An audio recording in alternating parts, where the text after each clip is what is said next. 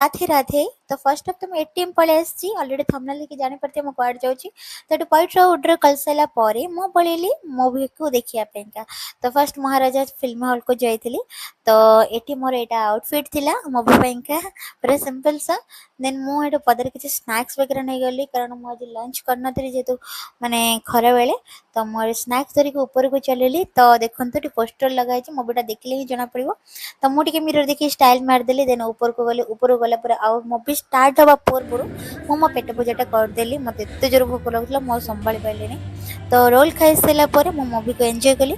मूवीटा बहुत ही भल होईची जेहेतु हीरो अछि इमरान हाशमी हीरोइन दिशा पटसानी। तो मूवीटा पिला मान को नेकी हेईची छोट पिला को नेकी बाहर एरिया जेमते बिक्री करा जाउची ई को नेकी हेईची बहुत भल लागला मूवीटा। सीरियसली हीरोइन भी भल अछि। देन मु हेडी कोला टिके पी देली एटा कंबरे मगीथिली त पुणी एटा नेगेटिव मिरर आगे स्टाइल मार देली। एठी मूवी माने एंडिंग हे गला।